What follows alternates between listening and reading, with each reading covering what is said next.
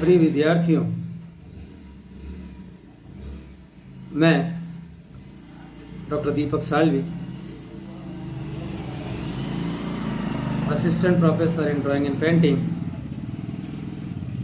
राजकीय महाविद्यालय सागवाड़ा,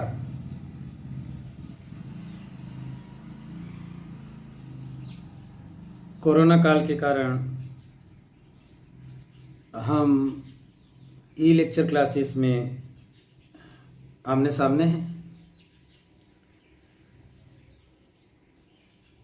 इससे पहले के ई लेक्चर में मैंने आपको चित्रकला के बारे में कुछ चीज़ें बताई थी, जिसके अंतर्गत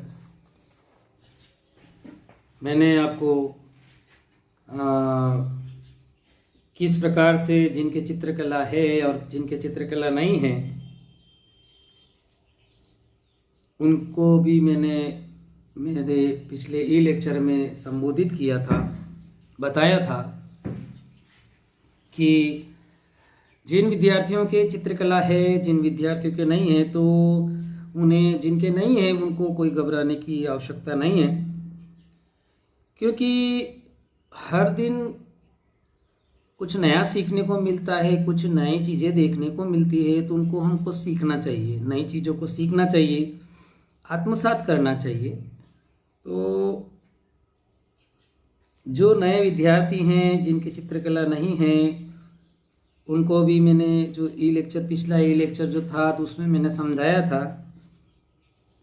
कि सबसे बड़ी चीज़ है जो नया विषय समझने में जो ज़रूरत रहती है, उसमें आप पूर्वानुभावमान जो होते हैं, पहले की जो चीज़ें होती है, वो सभी को आपको नए दृष्टिकोण से नई चीज़ को सीखने का प्रयास करना चाहिए।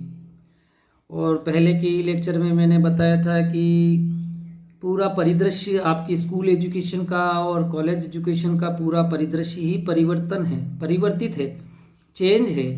पूरा आपका सीखने का जो मोटिव है वो पूरा ही चेंज है, तो आपको कोई घबराने जैसी आवश्यकता नहीं है।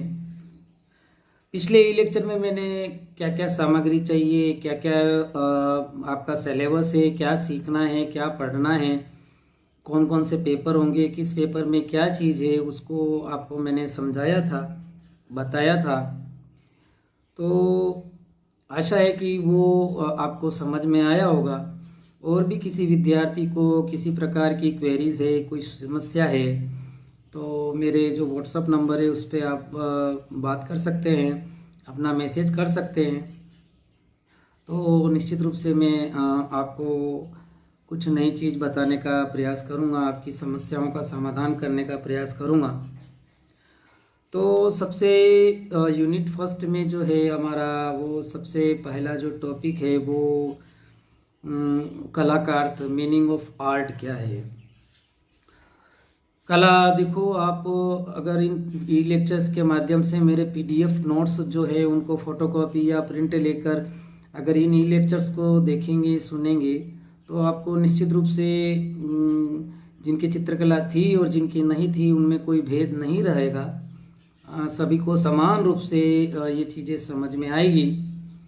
तो आप इन ई लेक्चर्स को ज़्यादा से ज़्यादा संख्या में देखें, सुने, तो आपको कुछ बहुत अच्छा समझ में भी आएगा।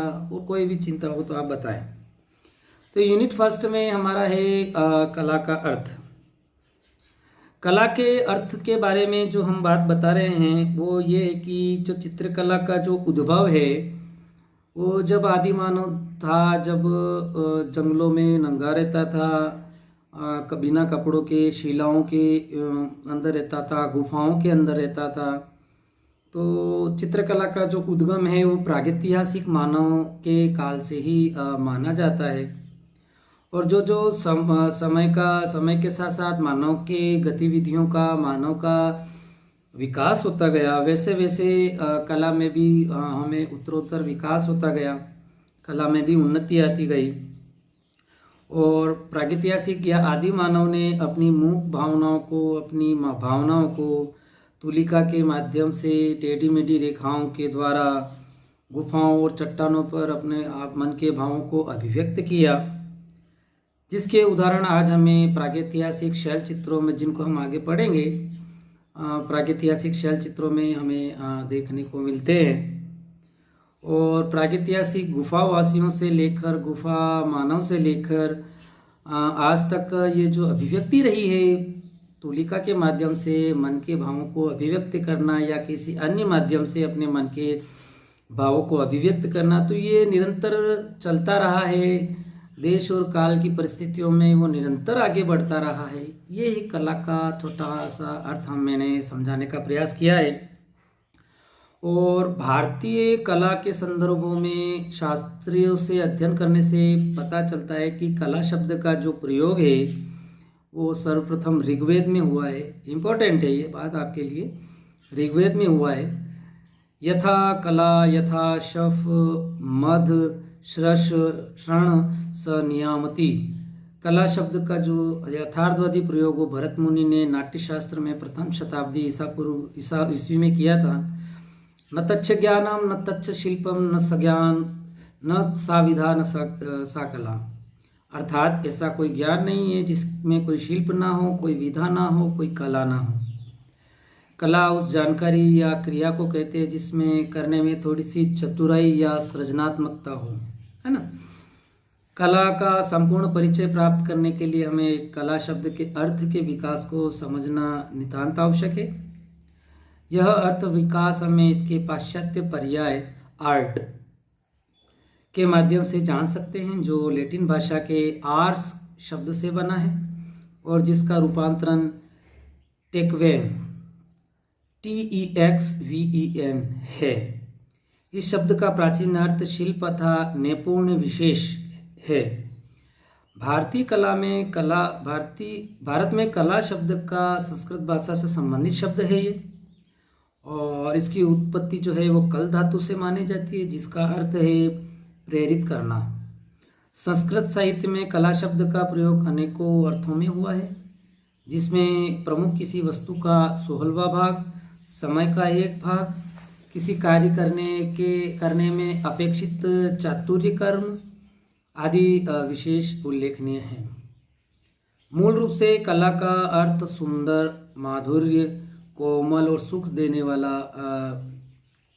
एवं शिल्प, हुनर अथवा कौशल है।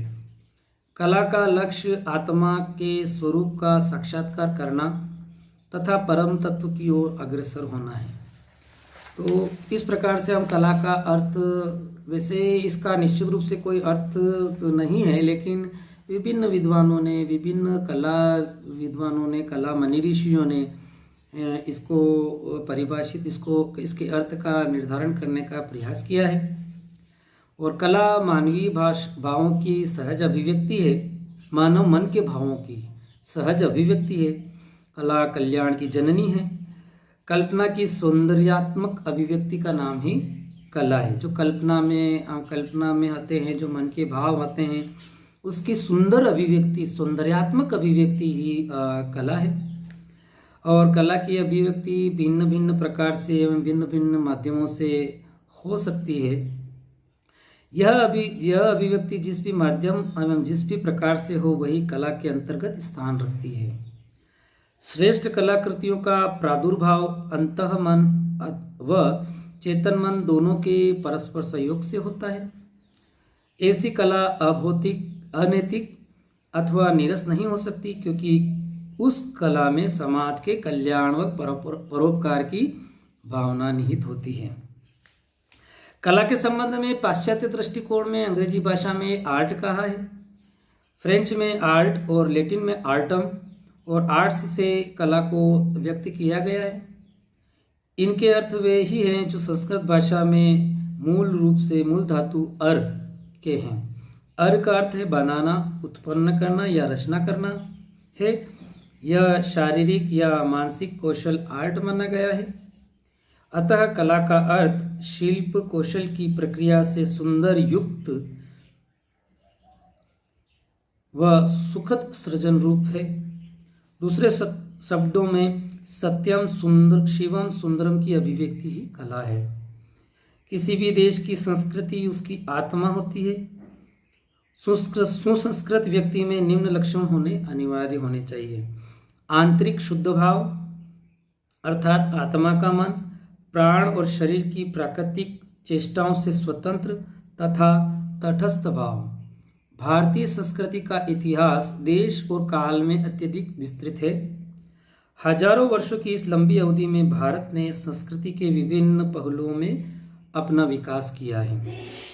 इस प्रकार व्यापक दृष्टि से देखा जाए तो धर्म, दर्शन, साहित्य, साधना, राष्ट्र और समाज की व्यवस्था, व्यक्तिक जीवन के नियम और आस्था, कला, शिल्प, स्थापत्य, संगीत, नृत्य और सौंदर्य रचना के अनेक विधि विधान तथा उपकरण आदि ये सभी मानव संस्कृति के अंतर्गत आते हैं।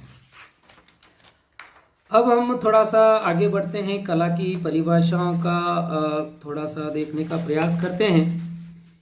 तो कला की परिभाषाएं, जो आज दिन तक कला की निश्चित रूप से कोई परिभाषा निश्चित नहीं की गई है और इसीलिए कला शब्द को किसी विशेष परिभाषा देना एक कठिन कार्य है। कला शब्द की जितनी व्याख्या की जाए उतनी कम है। फिर भी कुछ कला विद्वानों ने, कला मर्मज्ञों ने, कलाकारों ने इसे शब्दों में परिभाषित करने का प्रयास किया है, जो इस प्रकार है। रविंद्रनाथ टैगोर के अनुसार जो सत्य है, जो सुंदर है, वही कला है। मैथिली शरण गुप्त के अनुसार कला अभिव्यक्ति की कुशल अभिव्यक्ति है। डॉक्टर श्याम सुंदर दास के अनुसार जिस अभिव्यंजना में आंतरिक भावों का प्रकाशन और कल्पना का समावेश होता है वही कला है। सिगमंड फ्राइड एक प्रसिद्ध पाश्चात्य मनोवैज्ञानिक हैं, तो उनके अनुसार दमित वासनाओं का उभरा हुआ रूप ही अंदर है, उभरा हुआ रूप ही कला है। अर्थात जो हमारे मन में जो भावनाएं, जो कुंठित भावनाएं जो बाहर नहीं निकल पाती है, उसको सहज रूप से तुलिका के माध्यम से, रंगों के माध्यम से, किसी कैनवास पे, किसी पत्थर पे उसको गढ़ना, उसको बताना, ये कला है। प्लेटो के अनुसार कला सत्य की अनुकृति है। जो सत्य है उसको, उसकी अनुकृति ही कला है। अरस्तु के अनुसार कला प्रकृति के सौंदर्यतम अनुभवों का अनुकरण है। प्रसिद्ध फ्रेंच विद्वान फागुए के अनुसार कला भाव की उस अभिव्यक्ति को कहते हैं जो तीव्रता से मानव मन को छू जाए। इस प्रकार से कला की परिभाषाओं को, कुछ परिभाषाओं को मैंने बताने का प्रयास किया है। अब थोड़ा सा कला का विषय बोध के बारे में बात करेंगे कि कला का सब्जेक्ट इंस्टीट्यूशन क्या है, वो उसको बताने का प्रयास करेंगे। सब्जेक्ट मैटर क्या है उसको समझाने का प्रयास करेंगे। कला मानव संस्कृति की उपज है। इसका उदय मानव की सौंदर्य भावना का परिचायक है। इस भावना की वृद्धि व मानसिक विकास के लिए ही विभिन्न कलाओं का विकास हुआ है। कला शब्द इतना व्यापक है कि विभिन्न विद्वानों की परिभाषाएं केवल इसके एक पक्ष को ही छू पाती है। मैंने पहले बताया था आपको। कला का अर्थ अभी तक निश्चित नहीं हो पाया है, यद्यपि इसकी कई परिभाषाएं लिखी जा चुकी है। भारतीय परंपरा के अनुसार कला उन सभी क्रियाओं को कहते हैं जिसमें कौशल हो। यूरोपीय शास्त्रियों ने भी कला में कौशल को महत्वपूर्ण माना है। कला एक प्रकार का कृत्रिम निर्माण है जिसमें शारीरिक और मानसिक कौशलों का प्रयोग होता है। देश, समाज और राजनीति की तरह साहित्य और संस्कृति और कला के संसार में भी बड़े बदलाव और नयापन आया है। भाषा की तरह कला में भी पारंपरिक संसाधनों के बदले नए औजार और नई विचार दृष्टि आई है। भारतीय कला और उससे जुड़े रचना धर्मी भी इससे अछूते नहीं रहे हैं। सौंदर्य एक भावना है। संसार में जो वस्तुएं देखते हैं, इन वस्तुओं के हमारे मन पे जो प्रभाव पड़ते हैं, उनमें से एक सुंदरता का प्रभाव है। इस दृष्टि से हम वस्तुओं में निहित एक सामान्य सौंदर्य गुण रूप में कहीं भी उपलब्ध नहीं है। इसका कुछ अंश ही उपलब्ध होता है। अतः सौंदर्य एक काल्पनिक प्रत्यय मात्र है जो वस्तुओं की सुंदरता के आधार पर विकसित हुआ है। सौंदर्य के विषय में दो मत है। एक मत यह है कि सौंदर्य वस्तुओं में निहित होता है, इसे भौतिक सौंदर्य कहा जा सकता है। दूसरा अभौतिक सौंदर्य अथवा मानसिक सौंदर्य जो आत्मा और मन के भावों को पोषित करता है। इन भेदों को वस्तुगत, आत्मगत और आत्मगत सौंदर्य भी कहा जाता है। सौंदर्यानुभूति को व्यक्त करने के लिए विभिन्न माध्यमों का प्रयोग मानव पीढ़ी दर पीढ़ी करता चला आया है। इन माध्यमों में कला एक विशिष्ट माध्यम भी है। कला की अभिव्यक्ति के क्षेत्र में भारत अत्यंत समृद्ध एवं प्रभावशाली रहा है, प्रतिभाशाली रहा है। कला के अंतर्गत चित्रकला, स्थापत्य कला, संगीत कला, मूर्ति कला आदि प्रमुख है। और सभी कलाओं की कलात्मक अभिव्यक्ति की दृष्टि से भारत के जनजीवन में न केवल प्रागैतिहासिक युग से बल्कि वर्तमान में भी इसका विशेष महत्व दृष्टिगोचर होता है। तो प्रिय विद्यार्थियों, आप को ये धीरे धीरे आपको इन व्याख्यानों को समझे, एक बार समझ में नहीं आए तो दूसरी बार समझने का प्रयास करें। इन लेक्चर्स को मैं धीरे धीरे और रोचक बनाने का प्रयास करूंगा, जिससे और आपको अच्छे तरीके से समझ में आए, सहज आए। और इन लेक्चर को आप धीरे धीरे जुड़ते रहे, धीरे धीरे इनको बहुत अच्छे रोचक तरीके से, मैं बहुत अच्छे समझाने के तरीके से मैं इनको और अच्छा बनाने का प्रयास करूंगा। इसी आशाओं के साथ में निरंतर आप इन PDF नोट्स को देखें और समझें और इन लेक्चर्स को देखें, तो आपको बहुत अच्छा समझ में आएगा। धन्यवाद। Thank you.